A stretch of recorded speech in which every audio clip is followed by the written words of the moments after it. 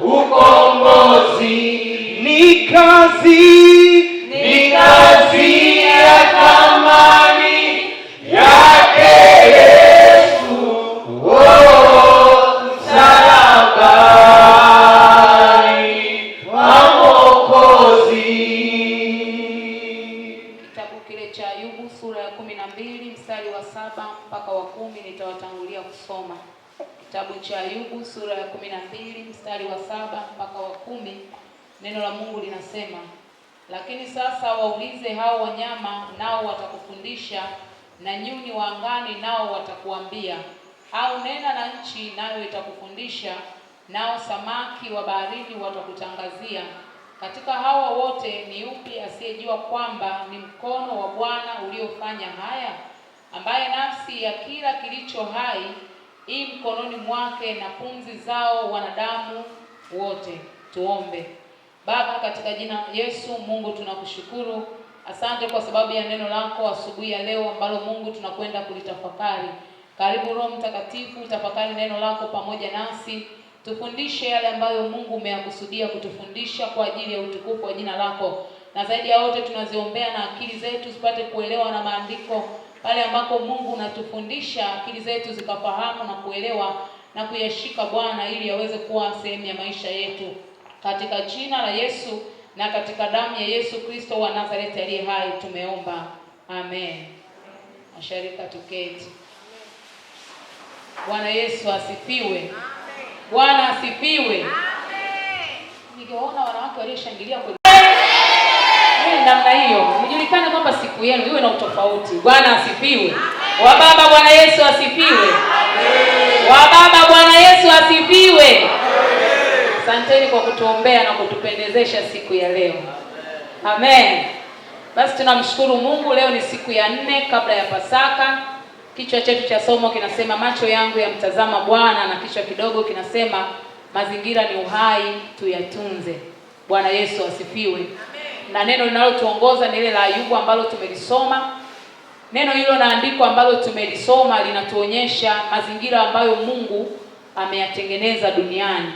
Lakini hayo mazingira ambayo Mungu ameyatengeneza duniani, mazingira yote yanatambua na yanamtazama Mungu.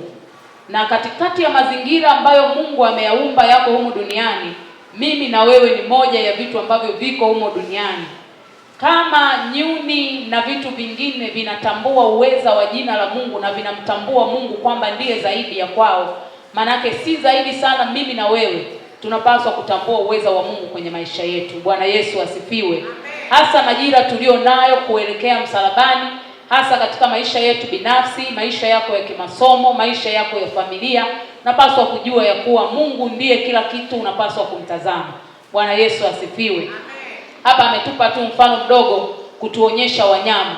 Mimi ninachojua, mnyama huwa hana utashi, lakini mwanadamu ana utashi, anatambua hiki, anatambua kile.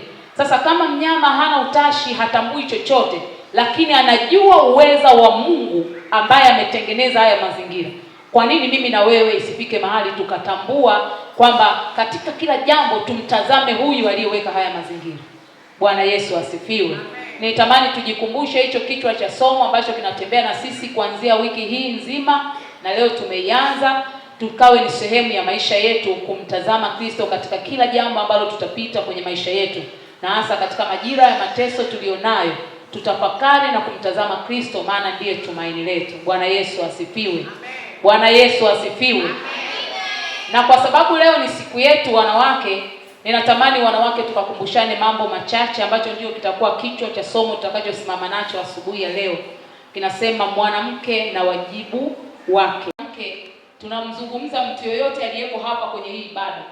Maana yake hata wewe dada uliyeko Alpha James pale, tunakuhesabu ni mwanamke.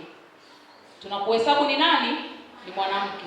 Na ndio maana baba mchungaji alisema yawapasa mjifunze na nyinyi, kwa sababu tunapokwenda na nyinyi pia mtakuwa sehemu ya kufanya mambo ya kiibada.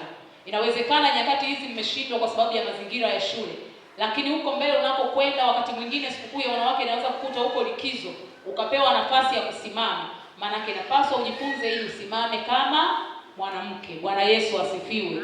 Kwa hiyo wewe mwanafunzi, ukifika mahali kanisani kwako ukasikia wanawake wabaki, Usiondoke ukasema wewe sio mwanamke. Bwana Yesu asifiwe. Bwana Yesu asifiwe. Tuna utofauti kati ya mwanamke na mama. Bwana Yesu asifiwe. Na katika kujikumbusha wajibu wa mwanamke tutasoma kile kitabu cha waraka wa kwanza wa Petro sura ya 3 mstari wa kwanza mpaka wa 6. Waraka wa kwanza wa Petro sura ya 3 mstari wa kwanza mpaka wa 6. Nitawatangulia kusoma. Neno la Mungu linasema, kadhalika ninyi wake watiini waume zenu, kusudi ikiwa wako wasioliamini neno wavutwe kwa mwenendo wa wake zao pasipo lile neno, wakiutazama mwenendo wenu safi na wa hofu. Kujipamba kwenu kusiwe kujipamba kwa nje, yaani kusuka nywele na kujitia dhahabu na kuvalia mavazi, bali kuwe utu wa moyoni usioonekana katika mapambo yasiyoharibika, yaani roho ya upole na utulivu iliyo ya thamani kuu mbele za Mungu. Maana hivyo ndivyo walivyojipamba wanawake watakatifu wa zamani waliomtumaini Mungu na kuwatii waume zao, kama vile Sara alivyomtii Ibrahim akamwita Bwana. Nanyi ni watoto wake mfanyapo mema, wala hamkutishwa kwa hofu yoyote. Bwana Yesu asifiwe. Bwana linatufundisha, anasema kama vile Sara alivyomtii Ibrahim akamwita Bwana, nanyi ni watoto wake. Tunakumbushwa kumbe sisi wanawake ni watoto wa nani? Uzao wa tumbo la Sara. Manake kama ni uzao wa tumbo la Sara, Sara amekuwa ni kama role model wetu tunayemwangalia katika kuishi maisha kama